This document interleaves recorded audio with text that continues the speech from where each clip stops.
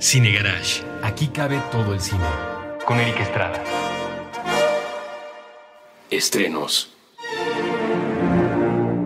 A través de puentes. Muy buenas, yo soy Eric Estrada, les doy la bienvenida a un programa más de Cine Garage aquí en Puentes. Como ya le explicaba yo a Jorge Adrián hace rato, Jorge Adrián Espíndola, uno de los invitados de esta tarde. Jorge Adrián, bienvenido. Muchas gracias. Ahora se lo voy a explicar al buen Armando Casas, director de la película de la cual vamos a hablar ahora. Armando, bienvenido. Muchas gracias.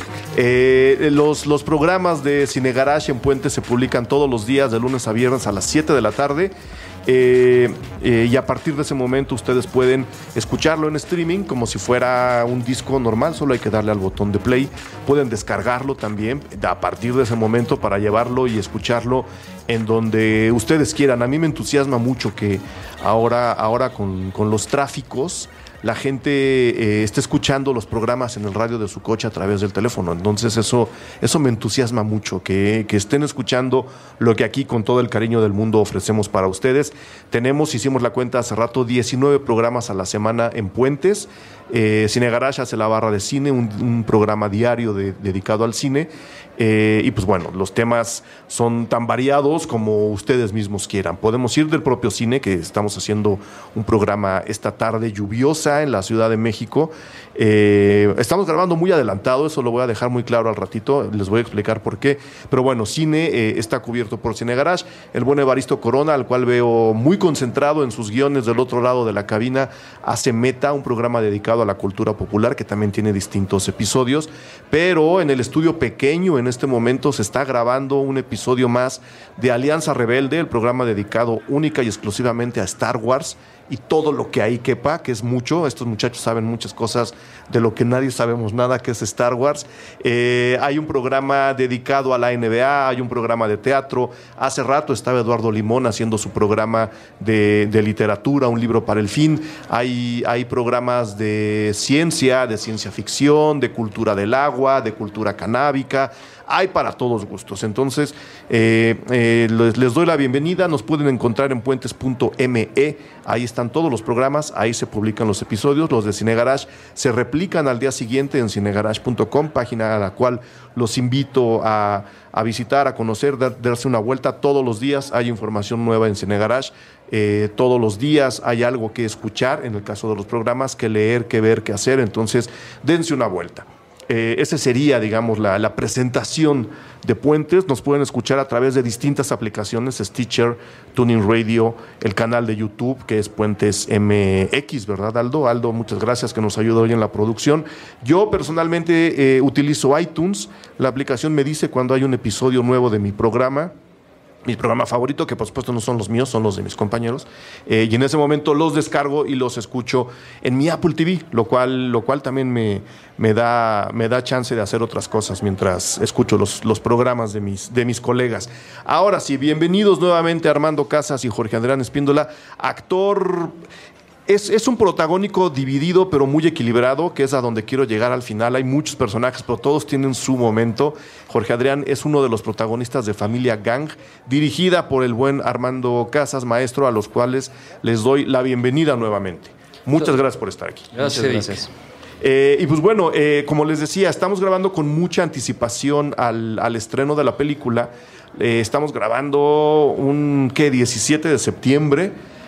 Casi un mes antes del estreno de la película, que tiene marcada la fecha. ¿Para cuándo, Armando? Para el 9 de octubre. Para el 9 de octubre. Sí. Pero tus ocupaciones en este momento te van a tener muy ocupado alrededor del 9 de octubre, que es cuando normalmente hubiésemos grabado el programa para tener la fecha más cercana. El formato de Puentes nos permite hacerlo con anticipación. ¿En qué tanto estás metido, Armando, después de...? Pues bueno, la gente que hace cine te conoce, pero me gustaría que hicieras una pequeña semblanza de tu larga y extensa carrera, de por qué todo mundo te decimos maestro, aunque no hayamos estudiado contigo, porque te voy a dar un dato que a mí me emociona mucho. Hay mucha gente joven escuchando estos programas. Hay muchos chavos que o quieren estudiar cine, o ya estudiaron cine, o van a estudiar comunicación, o que están metidos en el rollo de lo audiovisual. Me gustaría que tú mismo fueras quien diera la presentación de tu propia persona y un poquito de tu ya larga trayectoria. Muchas gracias. Y curiosamente, ahora que se cumplen los 30 años del sismo que vivimos en México, sí. También me di cuenta que cumplo 30 años de haber ingresado a la Escuela de Cine de la Universidad de la UNAM, que todos conocemos como CUEC. El CUEC. El famoso CUEC, del cual yo egresé, pero nunca salí. Es decir, yo me aceptaron como estudiante, este famoso examen mítico, ¿no? Que tenía muchas y tiene todavía muchas leyendas urbanas. Y después, siendo estudiante, tuve la oportunidad de trabajar muy pronto con mis maestros en sus trabajos profesionales. Eso fue una oportunidad muy buena. Y también, siendo todavía estudiante en los últimos años, fui asistente académico de varios maestros, especialmente el maestro Raúl Cermeño, que recientemente fallecido hace un año, y del maestro Juan Mora, y trabajé con varios de ellos. Entonces, después, hablando de esta semblanza que me pides, pues me incorporé ya formalmente como maestro titular en la escuela, y dentro de la misma tuve oportunidad de participar en el programa de óperas primas del CUEC, ganar en la segunda emisión, debutar como ya había hecho mucha televisión yo y también bastantes cortometrajes, documentales, pero hacer una ópera prima que se llamó Mundo Raro, dentro de ese programa de óperas primas, y posteriormente, bueno, saltándome etapas, me tocó ser el director de la escuela. Nada menos. Durante 8 años y medio, exacto, nada menos. 8 y medio. 8 y medio, como la mira. Película, mira. Yo dije 8 y medio, hasta aquí tiene que ser, porque pues si no... Se rompe... Sí, o si no, que sea 9, que es una película menos conocida, pero sí, 8 y medio. Creo que ahora 9 semanas y media no nos quedaba. Esa podía haber sido. Esa no nos quedaba, era muy poco tiempo. Sí. Y bueno, claro, nunca pensé en esas películas de 100 años, en fin. Pero, y bueno, en ese momento me tocó ver de la escuela, por supuesto, desde otro ámbito. Tuvimos la oportunidad de tener proyectos importantes, creo que trascendentes para la escuela, como que ahora la escuela tiene una licenciatura, tiene una nueva sede en Ciudad Universitaria, bastante agradable, cómoda, muy funcional, porque además está al lado de TEBUNAM y la Filmoteca.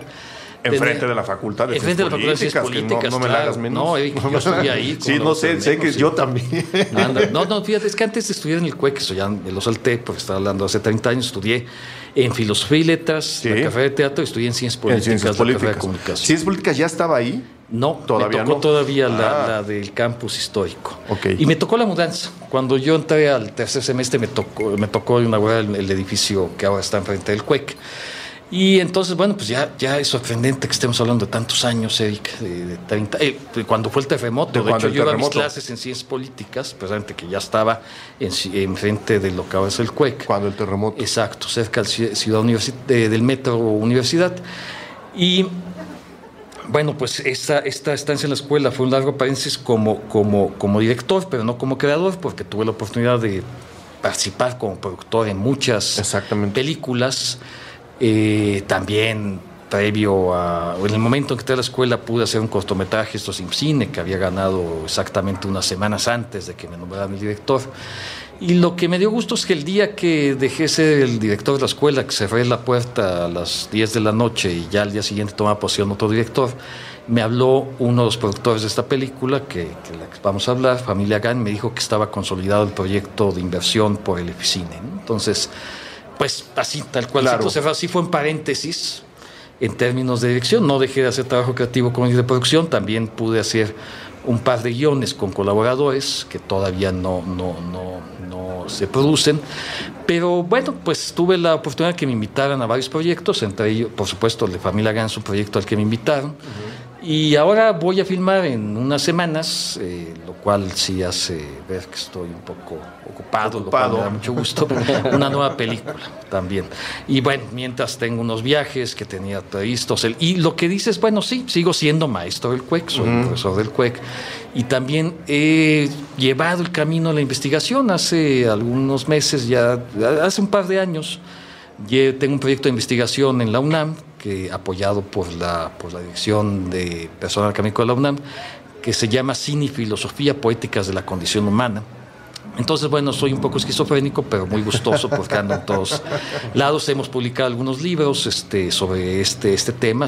Los pecados capitales han sido un pretexto excelente. Por ahí anda Avaricia y Lujuria, próximamente sale Gula. Muy bien. Y una entrevista sobre Jacques Rancière. En fin, eso es por ahí un poquito lo que estamos. Y en medio de encontraste el tiempo para efectivamente aceptar la invitación a hacer Familia Gang con Jorge Adrián Espíndola, que tampoco es que tengas una... Tú naciste después del terremoto.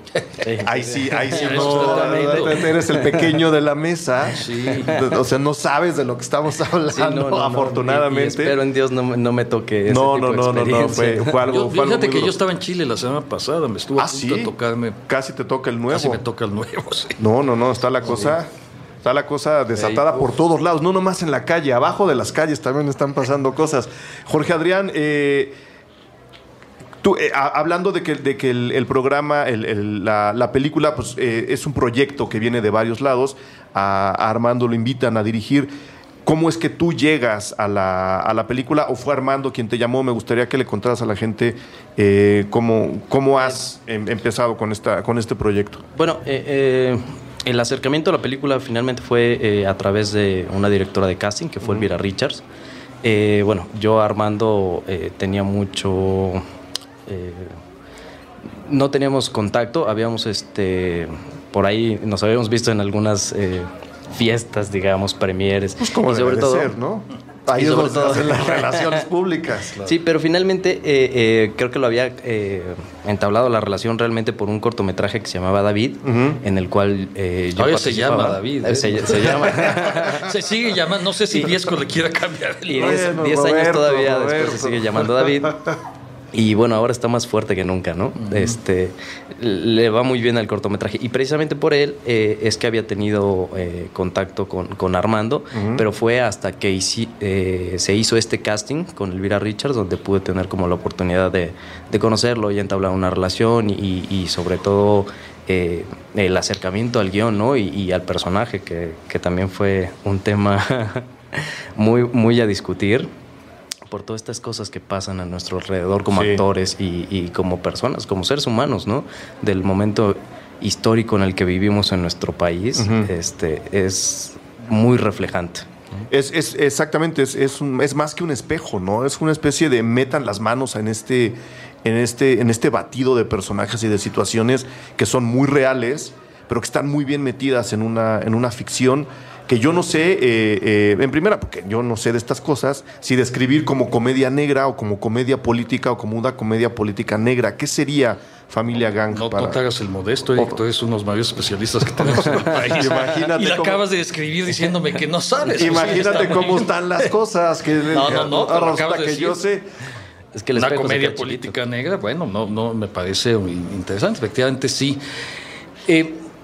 Por supuesto, tonalmente estamos en el realismo, la comedia también es realista, y efectivamente lo que yo veo es como trabajamos la película, creo que la idea fue más abordar la ironía de la situación, ¿no? La ironía finalmente es lo que pretende ser y que no es, y donde se da un efecto de humor finalmente en el espectador. Y generalmente, ese efecto de humor, la ironía difícilmente provoca la carcajada hilarante y tal, sino lo que provoca es la mueca sardónica, pero con complicidad, ¿no? Con cómplice. La sonrisa que enseña el colmillo. Claro, en donde decimos, claro, esto yo lo conozco, lo entiendo, lo estoy entendiendo. Sí. Por definición, la ironía además apela a la inteligencia. Yo algo que creo que desde muy joven siempre me atrajo fue el humor, pero el humor inteligente. O sea, que me permitiera entender cosas, que me permitiera... que el humor inteligente permite que uno sea el que complete finalmente el círculo de lo que está contándose. Y creo que es lo que pretendemos apelar en la película, que hay esta idea, por supuesto, respecto a lo que estamos viendo actualmente en México, a partir de unos personajes que pues nos deberían importar, deberíamos tener empatía en ellos, en la mayoría de ellos, porque son en algún sentido cercanos a nosotros, en términos de, tienen problemas familiares, tienen algún objetivo que cumplir, y más allá de lo que hacen, ¿no? Que pues oficio sí, como el personaje de Jorge Adrián, pues no está en el ámbito de lo lícito, pero sí en el ámbito de lo humano, ¿no? Sí. Y entonces, como diría aquel Terencio, nada de lo humano me es ajeno. ¿Y desde cuándo estás tú involucrado con el proyecto? Digo, nos acabas de decir que te confirmaron que ibas a estar en la película prácticamente cuando cerrabas la oficina del Es cierto, sí. Pero ¿qué tan atrás lo conocías? ¿Con qué anticipación te habían dicho nos gustaría que trabajaras en esta historia? Tuve la suerte que me invitaran más o menos un par de años antes, que me dijeran, tenemos este guión, nos interesaría que tú lo dirigieras, lo revisé, me llamó la atención, hay cosas que me parecían que estaban muy desbordadas, pero sin embargo creo que había un trasfondo que notaba que valía mucho la pena. Y lo que primero noté en el guión es que quien lo había escrito sabía escribir, tenía unos diálogos estupendos, sabía trazar personajes. Y lo que tenía que trabajarse, en mi opinión, sobre lo que me ofrecieron era un poco ciertas situaciones. Porque además era un guión que se había escrito varios años atrás, y este tema que bordea en la película ha cambiado significativamente en los últimos años. Se ha matizado muchísimo, además, sí, ¿no? Y además se ha entendido más la complejidad del mismo. No es que sea más complejo ahora, es que ahora se entiende las diversas aristas que antes, hace 10 años, no se podían entender. Entonces, después tuve la oportunidad que me invitaran a reunirme con el guionista y tuvimos una gran empatía. El guionista es Luis Ayón, sí. Es un dramaturgo muy reconocido ya en el teatro, que tiene una obra importante. Y el encuentro fue muy bueno porque yo soy muy respetuoso de mis compañeros, colegas en general, y le manifesté dónde creía que se podía abordar algunas cosas, y él afortunadamente estuvo de acuerdo y estuvo muy dispuesto a que trabajáramos juntos. Y eso es lo que sucedió posteriormente, que trabajamos juntos. El guión es de él absolutamente, pero que me escuchó. Siempre con atención, siempre tuvimos además referencias similares, y eso fue muy bueno para el trabajo posterior. Y vamos, en este transcurso, en lo que te estoy comentando, que fue ya para consolidar el proyecto previo, pues es donde pasaron años en donde se pudo retrabajar algunas cosas del guión, los productores, por supuesto, buscar el financiamiento. Y quizá actualizarlo. Y actualizarlo sin lugar a dudas. De hecho, en la película se puede ver personajes que son muy, muy, muy recientes en la política nacional, en el mundo público nacional. Entre ellos el de Jorge Adrián. Sí, el de Jorge Adrián está basado en un personaje que existe. Que es justo a donde iba, Jorge Adrián. Me gustaría que, ya teniendo este marco, y antes de irnos al primer corte, le explicaras a la gente más o menos de qué va la película y que sí nos dijeras bien cuál es tu personaje. Pues bueno, hablando del personaje, está basado en uno de los sicarios más sanguinarios que han existido y que de los que se ha hablado en nuestro país a través de las noticias.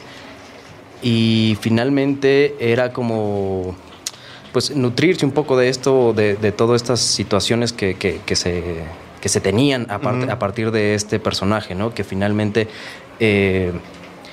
recuerdo mucho al hablar con Armando sobre la referencia que teníamos, que era un personaje irónico completamente, sí, ¿no? Que tenía esta cualidad y estaba fijado en este otro personaje que al sonreír, al ver una cámara, sonreía con una cara de felicidad, que poca gente ha tenido ese cinismo para enfrentarse a las autoridades y hacerlo tal cual lo ha hecho este hombre, ¿no?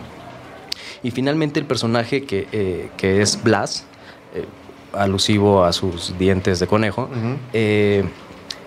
logra tener esta ironía, ¿no? que bien está trazada dentro del guión, pero que también logra conectarse con su patrón, con su jefe, con Topillero, que lo interpreta Rafael Inclán. Sí. Y logran tener esta armonía entre familia, sicarios, patrón, jefe, que finalmente se vuelve una conversión en una familia, ¿no? Que se vuelve un ciclo auténtico de compañía donde se dedican a delinquir, ¿no? Donde son una familia, ¿no? Donde realmente funciona. Una familia real, estamos hablando de una familia de lazos reales. Lazos, no consanguíneos, pero sí de hermandad. Claro. ¿no? Y que finalmente eso pasa también allá afuera, ¿no? Eso pasa en nuestra realidad y eso pasa a la hora que aprendes las noticias, ves que un delincuente estaba vinculado con el otro que jamás te esperaste, que son primos, que son familia, que uno vive en el norte, que el otro vive en el sur, pero finalmente tienen esa sincronía y, ese crimen organizado que representa nuestro país, ¿no? Que desafortunadamente tenemos todavía, hay muchas familias que se están armando y que se están organizando de esa forma, ¿no? Exactamente. Y yo tengo que hacer el primer corte de este programa. Pero regresamos rápidamente para seguir hablando de Familia Gang, que como ustedes ya lo vieron, ya lo notaron, es una película mucho más complicada de lo que creemos. No hemos podido describirla todavía, entonces ya estamos en la plática. Y además lo padre es que la gente llegue y, como dice Jorge Adrián, vayamos encontrando esos vínculos en los personajes que van a acabar armando un marco familiar muy particular, con algunos tintes tenebrosos. Entonces, voy al corte y vengo en nada.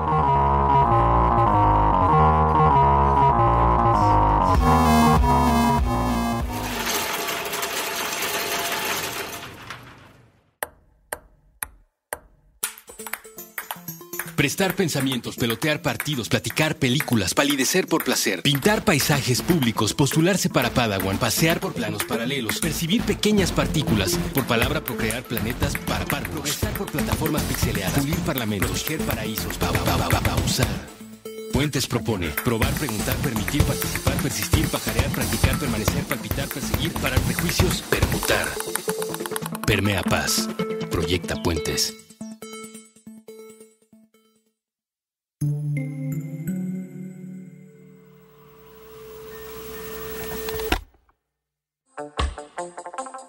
Porque un México más verde es un México más fuerte. Toque de queda. Cultura canábica global con Andrés Vargas Russo. Nuevo episodio todos los jueves a las 9 de la noche. Puentes.me.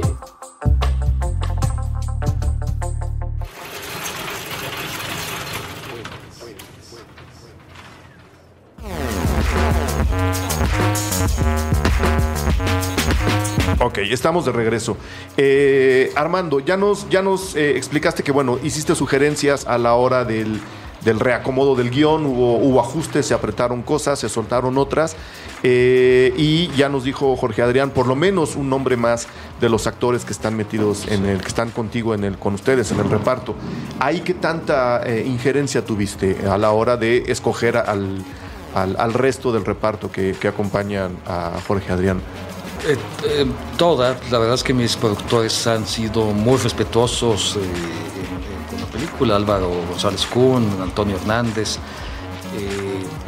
son gente que además estudió en la escuela de cine, ¿no? Toño en el CUEC, Álvaro en la escuela de Sergio Eljovich. Uh-huh. Entonces es gente que tiene mucho conocimiento desde no solo el ámbito de la producción, sino mucho más allá. Todos ellos han trabajado, además de ser productores de otras maneras, y son productores ya que llevan una trayectoria importante, especialmente Antonio Hernández. Y eso fue muy bueno porque fue un trabajo también, igual que con Luis Ayón, el guionista, con ellos fue un trabajo de colaboración. Un trabajo no de imposición de nadie, ni mío ni de ellos, sino de tratar de hacer el mejor producto posible con los elementos que estábamos abordando. Y el casting yo me siento muy gustoso. El casting que ya mencionó Jorge Adrián de Elvira Richards, uh-huh, con quien ya había trabajado también previamente en otros momentos. Creo que fue muy afortunado.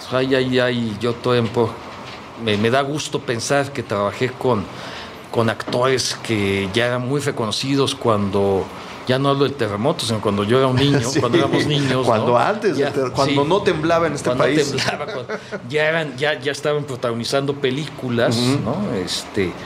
Y también, bueno, de la nueva generación, como es el caso de Jorge Adrián, que ya, cuando trabajando con él, ya lo había de hecho visto, habíamos compartido mesa en una presentación de la película de Francisco Franco, Tercera Llamada. Tercera Llamada, sí. Por ejemplo, en donde yo soy productor asociado. Y bueno, pues hay una gama muy interesante de personajes donde sí pudimos intervenir directamente. Es decir, que, por ejemplo, el papel que hace Rafael Inclán lo pensamos primero para él y afortunadamente Rafael aceptó. No fue fácil porque estaba muy ocupado, estaba cuando estábamos haciendo eso. Siempre es un actor muy solicitado en el teatro, ahora lleva años en la televisión, en el cine, por supuesto, y pudimos coincidir después de un rato y el casting, que ya hablaremos de él en el momento que me digas, creo que es muy afortunado. De una vez, sí. Lo decimos. De una vez, porque creo que no es poca cosa, no lo digo porque esté aquí Jorge Adrián, haces un estupendo trabajo, pero el resto del reparto acaban, lo que dijimos hace rato, cerrando ese círculo, creo que está muy fuerte. Sí, bueno, es como su nombre lo dice la película, Familia Gang. Es una historia de familia, una familia peculiar, como... No es una familia china, porque alguna vez alguien pensó que Familia Gang era de una familia china. No. Y como había un proyecto...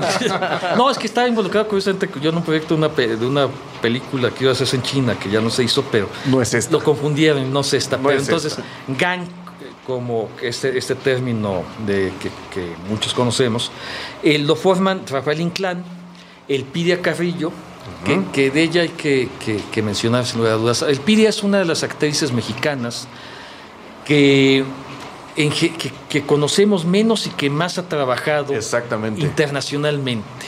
Es una actriz que desde hace ya más de 30 años radica en Estados Unidos y que debutó en Estados Unidos ni más ni menos con una película de Tony Richardson y con Jack Nicholson. Así nomás. Y Harvey Keitel. Así empezó Elpidia Carrillo su primera película en Estados Unidos, que era muy jovencita. Ya había hecho aquí algunas películas con Corquidis y con Retes, pero realmente su primer estelar fue esta película de Tony Richardson con Jack Nicholson. Y la segunda película que hizo Elpidia Carrillo se llama El Cónsul Honorario, en donde ella es coprotagonista con Richard Gere, o sea, y Michael Caine, ¿no? O sea, estamos hablando de esta actriz. Ese es el inicio de su carrera. Después filmó películas con Ken Loach, ¿no? Es protagonista de películas de Ken Loach, con Oliver Stone. Ha estado, o sea, la única película que ha dirigido Johnny Depp en su vida es Elpidia Carrillo, es la protagonista, y es él con ella, y Marlon Brando sale en la película. Y bueno, mucha gente, especialmente los jóvenes que escuchan este programa, creo que pueden identificar una película que es de culto, que se llama Depredador. El único personaje femenino de esa película es Elpidia Carrillo. Entonces, esta película es la primera película mexicana en donde ella hace un protagonista, porque sí ha hecho otras películas mexicanas. Como dije, empezó su carrera muy jovencita con Gabriel Retes y Corquidi, y luego eventualmente hizo papeles especiales como en Ciudad de Ciegos, de Alberto Cortés, en Un embrujo de Carlos Carrera. Y algún dato interesante, es la protagonista, ella es, digamos, la madrina de uno de los actores más conocidos que tenemos en la actualidad en México, que es Gael García Bernal, porque ella es la protagonista, junto con Gael, en la primera película que hizo Gael, de aquel cortometraje famoso, reconocido, de Tripas Corazón, de Urrutia. Es Elpidia y Gael cuando empezaba, todavía antes de hacer Amores Perros. Claro, creo que todavía no le cambiaba ni la voz. No, era muy jovencito. No, y es antes de Amores Perros. Después de esta película se fue a Inglaterra, después regresó a hacer Amores Perros. Es la primera película que hizo Gael en su vida, y es él y con Elpidia Carrillo. Entonces, sí es... Cuando alguien ve en internet, en Google, la trayectoria de Elpidia Carrillo, los videos que están ahí, es impresionante con la cantidad de gente que ha trabajado y que ha hecho ella. Bueno, las últimas películas ha hecho con Will Smith, yo tengo aquí la lista, son nada más como actriz son 61 películas. Exacto. Y la mayoría son en Estados Unidos. Sí. ¿No? Bueno, y es una de las actrices fetiche de Rodrigo García, ¿no? Es de las actrices, cuando Rodrigo García hace películas corales con actrices, ¿no? Así como llama Holly Hunter y a varias actrices muy reconocidas, una de ellas es Elpidia Carrillo. Entonces, pues la verdad es que sí, perdón que me haya extendido, pero creo que la conocemos poco como nombre, sin embargo es alguien que tiene una trayectoria muy importante y es la primera película que protagoniza en México formalmente. Ella es la madre de Humberto Busto, que es el hijo de ambos.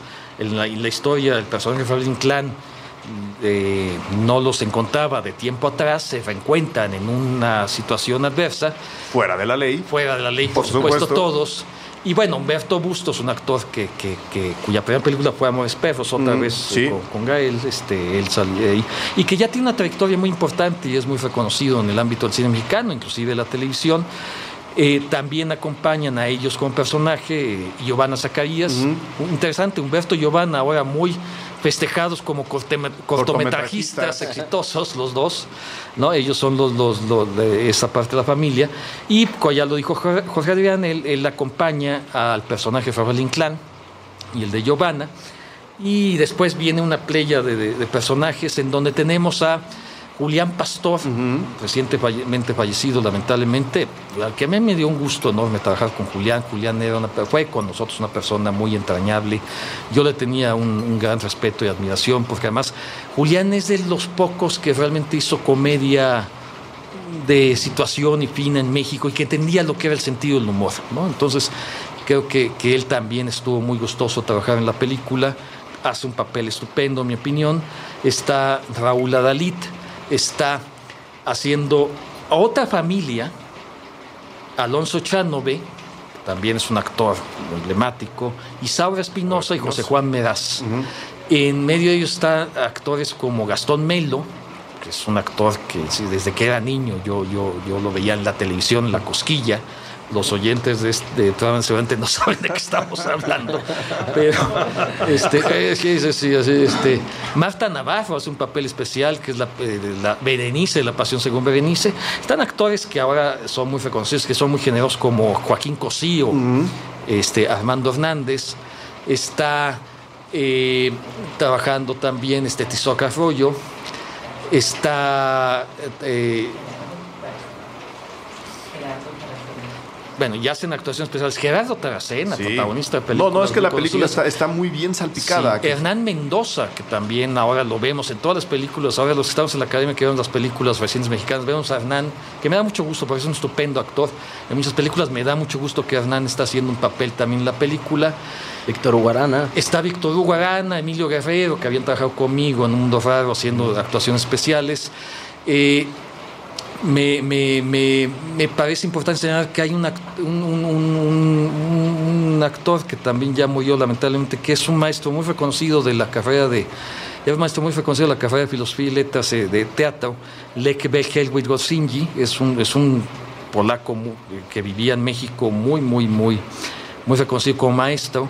Y está, por ejemplo, Flavio González Melo también actuando por primera vez en una película. Nuestro reconocido dramaturgo y director de teatro y de cine también está en la película. Hay muchos personajes actores muy importantes. Hay mucho amor al cine y a la actuación, nada más en el reparto. Ya con estos nombres nos lo has dejado clarísimo. Yo veo la cara de Jorge Adrián, digo, cuesta trabajo, ¿no? Sí, no, definitivamente, digo... O sea, ya con Rafa Inclán tenías, imagínate. Y a mi lado siempre. Tienes que estar con él, tienes que estar junto a él. Siempre estamos juntos. Mira, es que es bien raro, porque pensar en mi carrera es pensar de 20 años, porque empecé a los 11 años haciendo televisión y hasta que tuve la mayoría de edad empecé a hacer solo cine, y a partir de ahí es que me he dedicado solo a hacer películas y cortometrajes y buscar como el medio cinematográfico, hasta ahora que me atreví a producir. Pero pensar en esta película donde hay tanto talento, y no de ahora, sino desde hace... De siempre. De toda la vida, ¿no? Entonces, tener la oportunidad de convivir con Rafael, con Julián Pastor, ¿no? Con Raúl Adalit, con todos estos actores que llevan años, y yo me siento muy satisfecho por los 20 años de carrera, es juntar entre ellos 100,000, ¿no? Entonces... Para mí sí era como un reto, precisamente, entablar un personaje característicamente físico, y empezar con un proceso más actoral y partir desde el físico hacia el interior. Porque precisamente lleva una caracterización especial con los dientes, un trabajo que pocas veces directores se atreven a hacer en México porque sienten que se va a ver chafa, que no se la van a creer, que no hay como esta creación de personajes, ¿no? Casi siempre un director, y eso es en lo que más resalto a Armando y lo que más elogio de la película, que se haya atrevido a crear estos personajes desde afuera con unas caracterizaciones especiales. Precisamente buscan a los actores más parecidos, que ya estén así, que ya tengan los dientes como prearmados, ¿no? Sí, que ya vengan con esa estructura física, ¿no? Y entonces para este personaje y en general creo que la película todos tienen una característica muy marcada dentro de todo el rodaje. Sí era como atreverse un poco a romper eso, ¿no? A construir unos dientes, una peluca falsa, vestuarios completamente inorgánicos, ¿no? Creo que eso es algo muy particular de esta película que tiene, ¿no? Y entre tantos nombres, finalmente uno se siente chiquito. No, pues sí. Pero le echa uno ganas. Yo no hubiera querido el rodaje ni a ver. O sea, yo ¿qué haces ahí enfrente de tanto gigante, no? Pues, fíjate, dejé al final uno de los grandes más grandes. Fue un honor trabajar con él, Ernesto Gómez Cruz. Claro.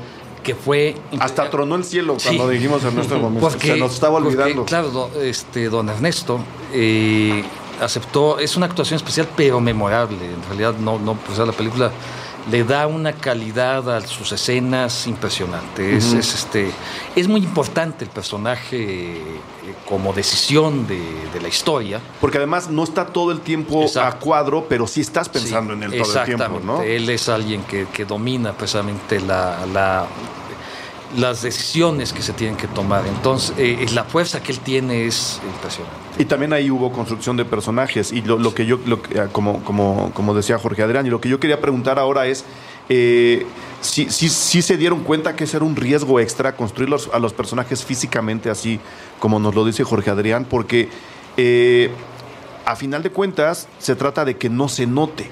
O sea, la gente no tiene que notar todo esto que le están poniendo al personaje desde fuera, porque tiene que acabar pareciendo muy natural. Si hay un riesgo extra ahí, ¿qué tanta investigación hubo a la hora de vamos a vestirlo así, vamos a ponerle estos dientes, vamos a cortarle el cabello así, Giovanna tiene que traer esta falda? No sé qué tanta investigación hubo a la hora de...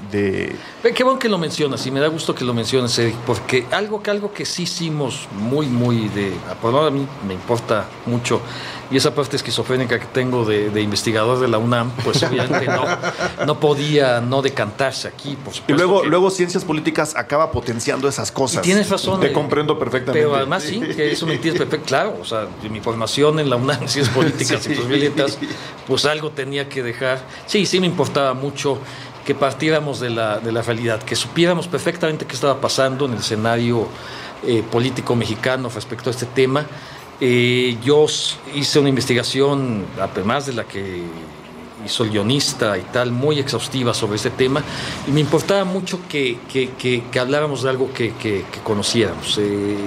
Hay cosas que no se ven en la película, sin embargo están ahí subterráneas, como el mapa actual del mundo de la gente que se dedica a la delincuencia organizada, que es muy diferente entre sí, ¿no? Y ahora lo sabemos más que antes, ¿no? El saber que los caballeros templarios vienen pues de la familia michoacana y que son una especie de secta, que son totalmente distintos a los Zetas, que son más bien mercenarios, totalmente distintos al Cártel de Sinaloa, que es una organización ejecutiva, empresarial muy eficaz, que compite mucho la Jalisco Nueva Generación con ellos por buscar el espacio empresarial y tal.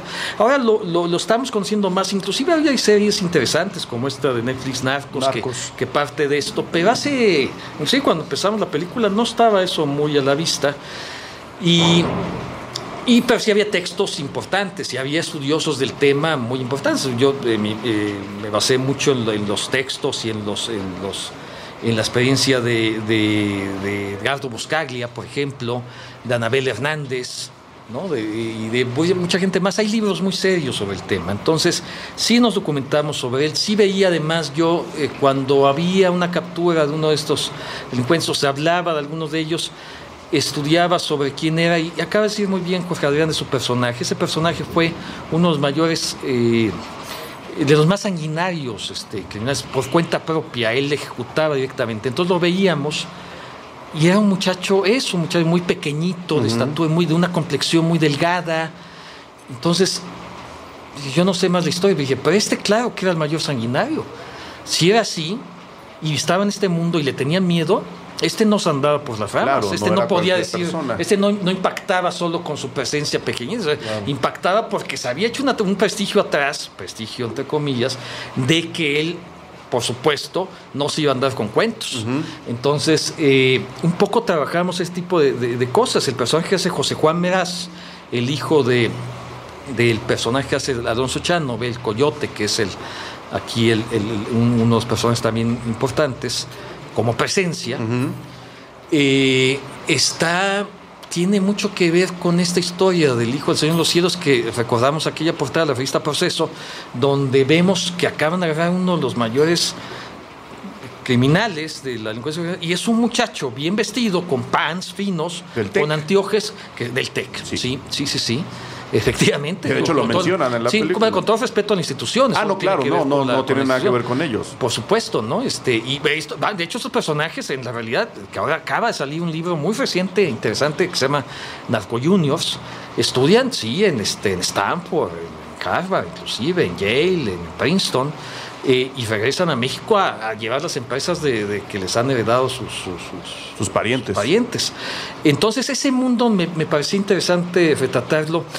Nos buscamos salirnos viendo toda esta realidad, y del estereotipo, el cliché de que los narcotraficantes solo son hombres de botas, de sombrero, de mal gusto y tal. Entonces aquí un poco la película, aunque hay algunos que parecieran eso, hay un pequeño guiño ahí con la participación generosa de Joaquín Gosío, que no mencionaré, pero que tiene que ver con cómo ese personaje pues cambia, ¿no? Finalmente la película no es por ese tipo de personajes, es más por el personaje de José Juan Meraz, de Jorge Adrián, del de Gastón Melo, que es un abogado refinadísimo, culto, que bueno, está metido también en este mundo, y que también no lo hacen solo por ambiciosos, tienen familias que proteger. Un poco lo que la película trata de ver es que para ellos la familia es lo primero, ¿no? Entonces, y que a pesar de algunos que tengan mucho dinero, se viven presos de lo que han decidido.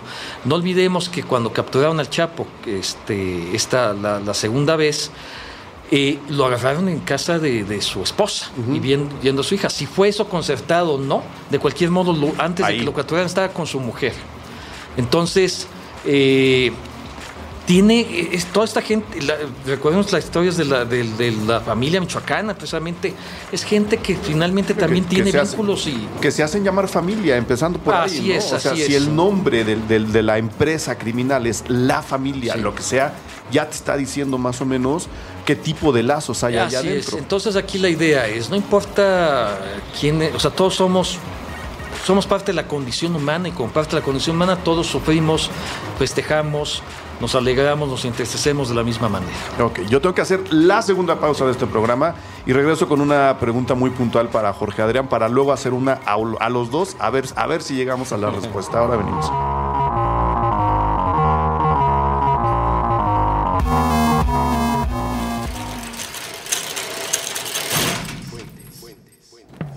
A partir del 15 de septiembre, Puentes invita a un acto de desobediencia civil, uno de los más pacíficos e íntimos. Escuchar música. Pensaremos en cómo solucionar los problemas de nuestro país a través de las reflexiones de mexicanos que nos inspiran. Desobediencia civil. Una producción de Puentes en Spotify. Escúchala desde nuestro perfil, Puentes MX.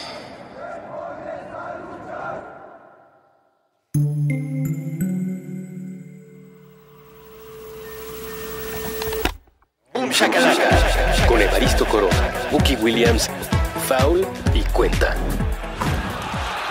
Nuevo episodio todos los sábados a las 10 de la mañana. Puentes.me.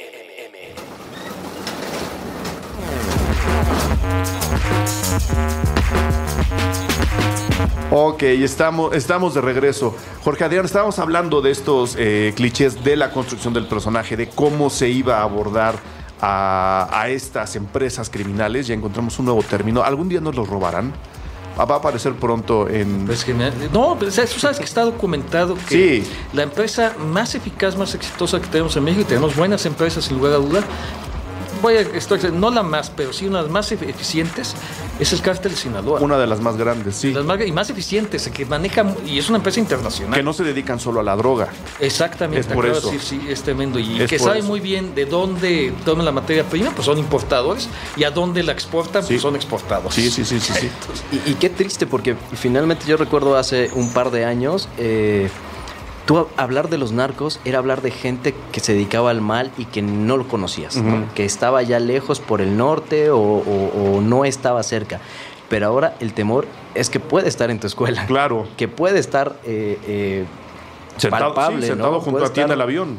Puede ser uno de los inversionistas que están haciendo la película. Seguro. ¿No? Exacto. No, espero que no.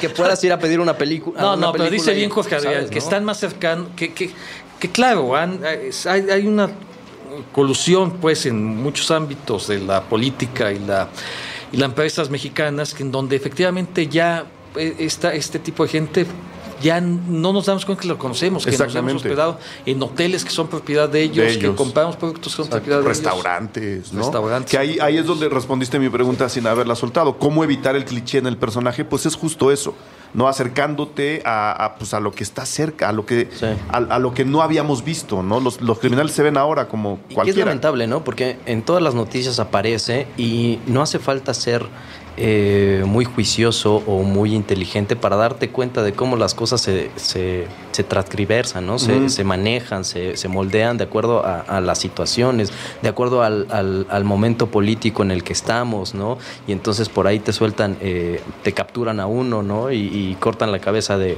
una de las serpientes. Entonces no hace falta ser muy inteligente para darte cuenta que en el país están pasando este tipo de cosas y que cada vez son más frecuentes y que cada vez son el narcotráfico el que más influencia tiene en nuestras elecciones políticas, el que más tiene influencia en nuestra cultura como mexicanos, y que es una cara que exportamos, ¿no? Lamentablemente al lugar donde he tenido la oportunidad de ir, siempre nos catalogan como, tú te debes ser narco, ¿no? Tú eres narco junior, ¿no? Y todos estos clichés y estas connotaciones que te puede dar un extranjero de una vista de un mexicano, que ya no solo es mariachi, tequila y canción, ya te empiezas a ver, ¿no? como narcotraficante en lugar del sombrero charro, ¿no? Claro. Esta parte de la vista que sí me llama mucho la atención, pues finalmente ya no es el mexicano como tal, ¿no? Nos están catalogando el mundo por este tipo de personas que finalmente es una minoría. Claro. Sí, y ahora, controla las mentes. Es importante, y dices bien, Eddie, con lo que mencionaste hace un momento, respecto a cliché y a muchas cosas, el público mexicano que atento a lo que pueden presentarse en televisión, el cine, tiene, y lo entiendo por qué, puede tener un prejuicio respecto a considerar que una película trata sobre el narcotráfico y entonces no quieren ver ya más esto. Entonces, eso es delicado. Películas estupendas tienen dentro de su tema, aunque no es el principal, el mismo en México, Eli, por ejemplo, o La Jaula de Oro, abordan el tema tangencialmente. Y otro tipo de películas que están más bien todo en farsa, que tienen mucho sentido, como El Infierno, ¿no? Luis Estrada y varias más. Miss Bala, que es una película estupenda también. Este es un tono un poco distinto de las películas que he mencionado, que vale mucho la pena. Y es también es abordar el tema de otra manera. Yo lo que digo es, el tema está realmente en función de la visión, ¿no? ¿Qué es El Padrino? ¿Una película de gángsters solamente? Pues no, sabemos que es más allá que una película de gángsters, ¿no? Y así podemos hablar claro, que es Metrópolis, no es una película de ciencia ficción, que es 2001. Buenos Muchachos también. Que es Buenos Muchachos, otra película de gángsters, no, pues es una película.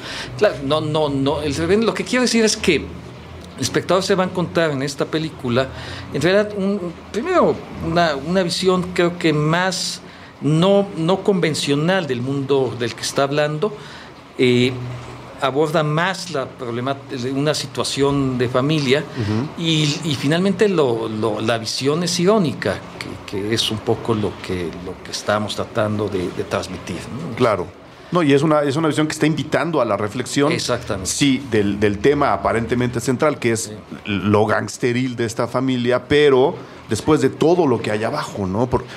Yo me quedaba pensando mucho en ¿qué estamos viendo? ¿Que todos somos gángsters o que todos somos humanos? Y al final me dijeron, pues es que la película habla de las dos cosas. O sea, no es que todos estemos delinquiendo, pero tarde o temprano vas a hacer algo que está afectando a los demás. Y es algo que yo he dicho mucho en estos programas, porque creo que es un discurso que me gustaría empujar de manera más directa. Muchas películas mexicanas actuales, entre ellas, están invitando a la gente a voltear a ver a los demás. No para separarnos, sino para unirnos. No necesariamente con un gángster. Aquí ya dijimos, no estamos hablando de eso. La visión es otra. Pero en cuanto empecemos a ver quién está sentado a nuestro lado, podemos, una vez más, comenzar una reconciliación nacional, que es algo que nos hace mucha falta. Y me parece muy pertinente lo que dices, sí, que es lo que todos somos, es la condición humana, somos humanos. En la película creo que todos los personajes los entendemos sí, su objetivo. Sí. Y el objetivo no es un objetivo... Es un objetivo que siempre tiene una justificación, en donde inclusive podemos tener empatía, aunque no hagamos lo que hacen los personajes. Señalo el papel que hace Gastón Melo, que es un abogado. El hombre lo que siente es que el trabajo, que lo están despidiendo injustamente, porque ahora toma las riendas el joven que cree que sabe, no considera el valor de este hombre. Entonces él solo cree que tiene que tomar lo que es suyo después de tanto trabajo que ha hecho. Pero al final todo tiene que ver con que tiene una hija que necesita mucho más ayuda que otras, porque bueno, tiene un problema, una enfermedad difícil, ¿no? Sí. Entonces es lo que él está buscando, salvar a su hija. Y así, y las mismas leyes tienen que ver con eso, con cómo salimos adelante con la familia, ¿no? Dime. No, y que finalmente parte importante de nuestra sociedad es que dejemos de ver al cine como que lo veamos más bien como lo que es, ¿no? Un medio de expresión y un medio de entretenimiento, lo cual los mexicanos siempre esperamos que las películas mexicanas nos hagan reflexionar y tengan un trasfondo y tengan como esta cualidad, donde también tendríamos que ver que una película está hecha como para entretener. Si después al espectador le cae un poco la reflexión de dónde está y qué es lo que está haciendo, me parece increíble, ¿no? Y creo que en esa medida podremos nosotros ser más conscientes como seres humanos, claro, ¿no? Pero finalmente también tenemos esta otra vertiente donde si te vas a ver una película, disfrútatela, si sea mexicana, sea de donde sea, tienes que tener como esta visión, ¿no? De que también es un medio de entretenimiento y que la película finalmente no está hecha para reflexionar, para que la gente tenga La gente te engañaron, yo pensé que yo sí creía que todos íbamos a causar sí, un discurso en la Facultad de Ciencias Políticas. No se trata de lanzar un desplegado, pero creo que la película sí genera, primero, es un vehículo de entretenimiento, pero sí hay un espejo ahí en donde es la finalidad de una película, que te metas, ¿no? Tiene que haber una identificación o un rechazo con alguno de los personajes, y en esa grieta es donde entras. Creo que la película, hablo de grieta en el buen sentido, la película tiene varias puertas de entrada para empezar a comunicarnos con estos personajes. Y para variar, respondieron la pregunta sin que la soltara. Entonces, eso quiere decir que nomás nos faltan el mezcal y las cervezas. Yo iba a preguntar justo eso, ¿en qué momento se separan de lo que la gente está esperando? A lo mejor, que es, desde el nombre, con lo que ya se ha visto de la película, quizá una especie de infierno. La película, ya nos dijiste, Armando, no va por ahí. Ya no lo... Es otro tono. A mí El infierno es una película que me gusta y tal, pero es otra cosa. Otro tono, sí, ¿no? También. Entonces, son otros estereotipos incluso, sí, ¿no? Sí, Ni siquiera son otro tipo de sí personajes. Mira, desde hasta viendo los personajes y tal, algo que es interesante, y yo insistía mucho, si tú ves las fotos de Rafael Inclán, la promoción, y por ahí la promoción que está en internet muestra unas postales de cada personaje que creo son muy atractivas, pues va diciendo apodos de los personajes, vemos al actor, creo que están muy bien conseguidas como trabajo de arte. Y Rafael Inclán, yo creo que hace un papel que a él lo identificamos mucho como comediante, y es un gran actor. Ya desde hace años ha estado trabajando en películas, bueno, Arturo Ripstein y otras películas importantes, ganó hasta la Ariel ya por la película Hugo Rodríguez, de Nicotina y tal, pero creo que en esta película tuvimos la oportunidad de trabajar con él de una manera que fue muy agradecible, donde si en una película con ironía, con humor, Rafael está todo el tiempo con un personaje serio. Y entonces descubrimos al gran actor que es. Pero además creo que el espectador puede encontrar en este personaje, en este papel, un tipo de humor que no correspondía a lo que estamos acostumbrados a Rafael Inclán, porque Rafael está haciendo un personaje muy, muy, muy en serio y muy entrañable, en mi opinión, ¿no? Es un personaje al que creo que el espectador más entiende, porque está pidiendo regresar con su familia y suplicándolo y arrepentido de lo que ha pasado, y sin embargo hemos visto que lo que hace es por la misma. Exacto, no, y además lo que hace es ilegal por la misma familia. Exacto, creo que el dilema de la película está planteado justo en el personaje de don Rafael, yo los invito, perdón el autocomercial, ahorita mencionamos sus comerciales de las redes sociales. Aquí en Puentes hicimos ya una entrevista con don Rafa Inclán, nos lo encontramos en el Festival de Cine de Durango. El buen Evaristo, que está sentado allá, habló con don Rafael una hora largo y tendido de su carrera, nos dio ahí una lección interesantísima. Humberto Busto también ya vino a platicar aquí, entonces los invito a buscar la entrevista. Si en el buscador de Puentes o de Cine Garage ponen Humberto Busto, ahí aparecerá el programa. ¿Quieren mencionar las redes sociales de la película y dónde se puede encontrar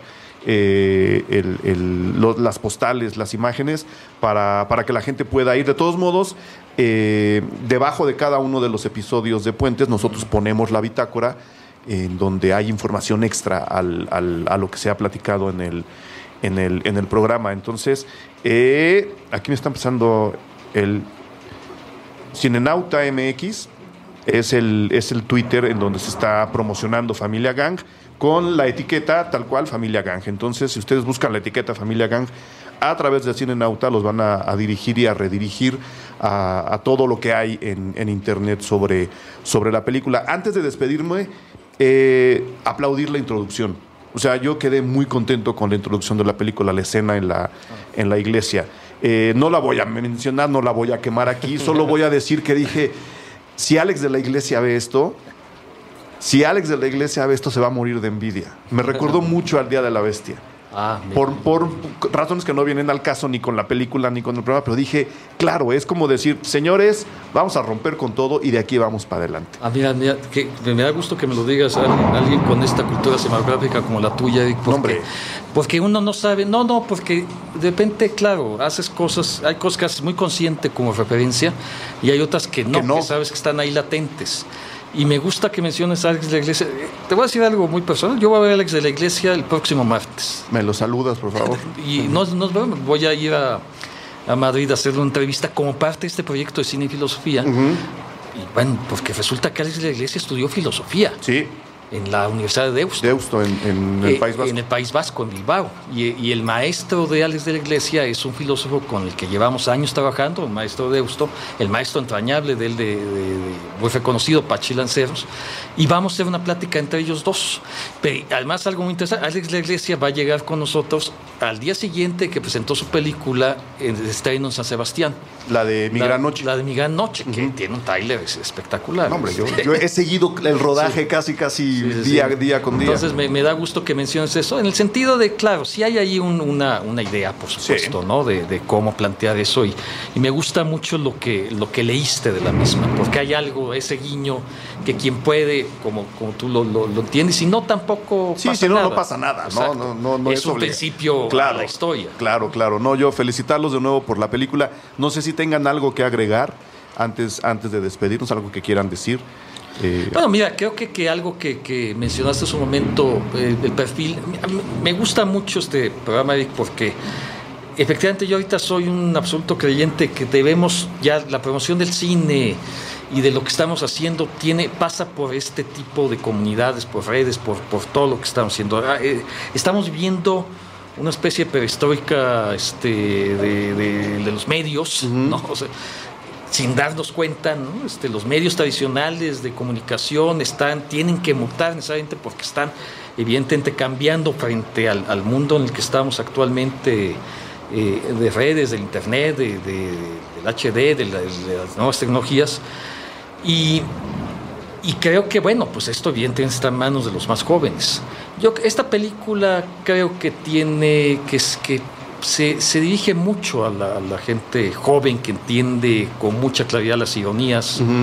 Y se dirige a gente que también creo que aprecia el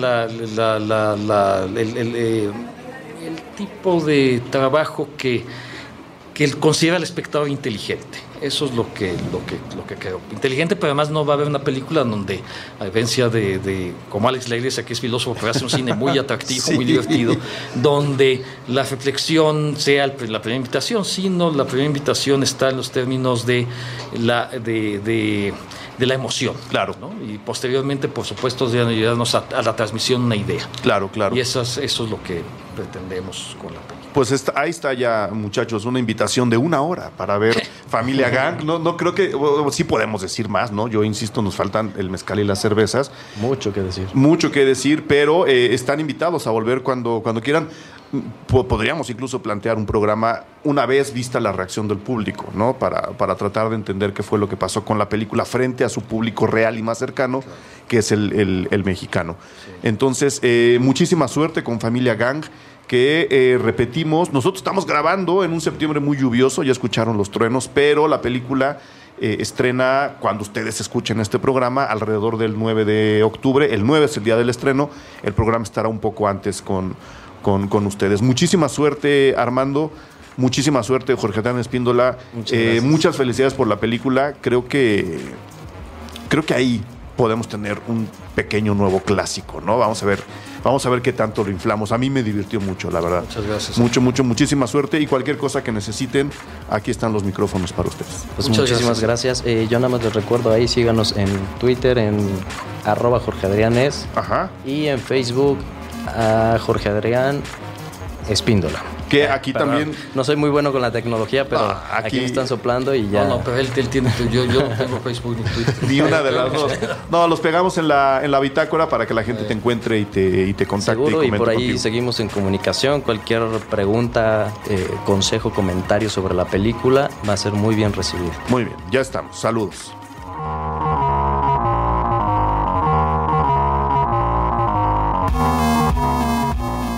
Cine Garage. Aquí cabe todo el cine. Con Eric Estrada. Estrenos. A través de puentes.